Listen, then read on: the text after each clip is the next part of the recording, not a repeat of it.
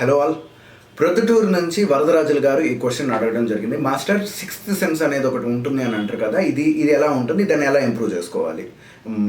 Very good question అండి. So ఈ question start చేయడానికి బిఫోర్ నేను ముందుగా నాకు ఈ జ్ఞానభిక్ష ప్రసాదించినటువంటి శ్రీ బాలా త్రిపుర సుందరి అమ్మవారి యొక్క పాదపద్మాలకు నమస్కారం తెలియజేసుకుంటున్నాను. అలాగే నాకు జన్మనిచ్చినటువంటి నా తల్లిదండ్రులకి గుర్తు చేసుకుంటూ వారికి నమస్కారం తెలియజేసుకుంటున్నాను.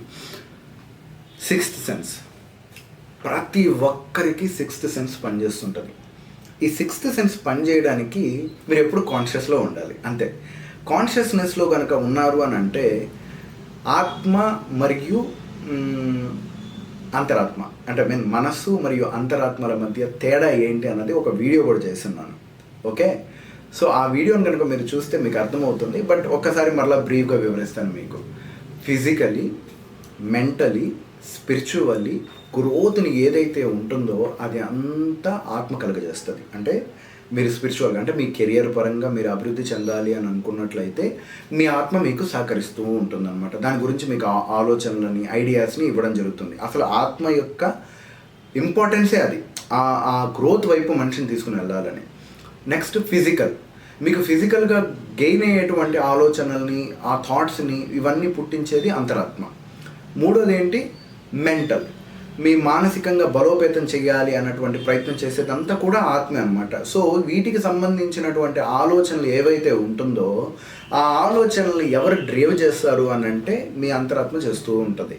ఇక మనసు అనేది ఒకటి ఉంది చూడండి, ఇది మనకి చైల్డ్హుడ్ వరస్ట్ ఫ్రెండ్ అంటాం అనమాట.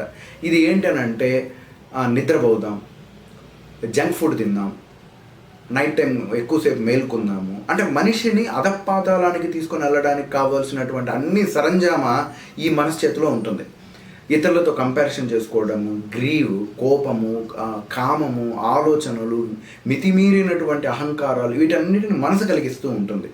సో ఎప్పుడైతే మనసు ఆధీనంలోకి వెళ్ళిపోతాడో సిక్స్త్ సెన్స్ పనిచేయదు. సిక్స్త్ సెన్స్ అంటే ఏంటి, అరే నువ్వు ఇక్కడ వీక్ అయిపోతున్నావు జాగ్రత్త, నీకు ఈ రూపంలో సమస్య రాబోతుంది జాగ్రత్త అని అంతరాత్మ కలుగజేస్తుంది. బట్ మన యొక్క ఆలోచనలు ఎక్కువగా ఇన్ఫ్లుయెన్స్డ్ బై ది మైండ్ కాబట్టి మనకు అది చెప్పినా మనం తీసుకోం. ప్రకృతి కూడా మనకి 4 రూపాల్లో చెప్తుంది అని అంటారు పెద్దలు. సామ, దాన, భేద, దండోపాయాలు అనేసి. సామం అంటే మంచిగా చెప్తుంది అనమాట. మీరు ఏ పనన్నా చూడండి, సమస్య చెప్పి వస్తుంది. చాలామంది అనుకుంటారు నాకు సమస్య కనుక ముందే కనుక తెలుసుంటే నేను ఈ ప్రాబ్లం సాల్వ్ చేసుకుంటాను అని చెప్పేసి. నో, సమస్య ముందే చెప్తుంది. సమస్య ముందే మనకు అడ్వైస్ ఇస్తుంది, సౌమ్యంగా చెప్తుంది, మనం వినం. తర్వాత దానం చెప్తుంది, అంటే నువ్వు ఈ ప్రాబ్లం నుంచి బయటికి రావాలంటే నువ్వు ఇది చేసుకున్నావంటే నీ ప్రాబ్లం సాల్వ్ అవుతుంది అని అంటారు, వినం.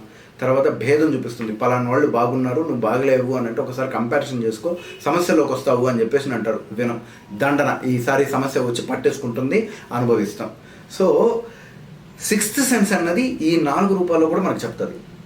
అరే బాబు నువ్వు ఇలా చేయొద్దు, అలా వెళ్ళొద్దు అని చెప్పి ముందే చెప్తుంది.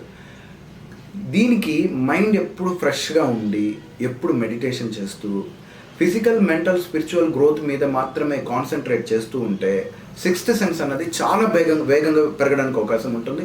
దీనికి మెడిటేషన్ అన్నది చాలా సపోర్ట్ చేస్తుంది. మీరు అలా చేసుకుంటూ వెళ్ళారు అనుకోండి, మిమ్మల్ని డీవేట్ చేయకుండా అది మిమ్మల్ని ప్రొటెక్ట్ చేసుకుంటూ ఉంటుంది. సిక్స్త్ సెన్స్ పెరిగేది దీనివల్లే.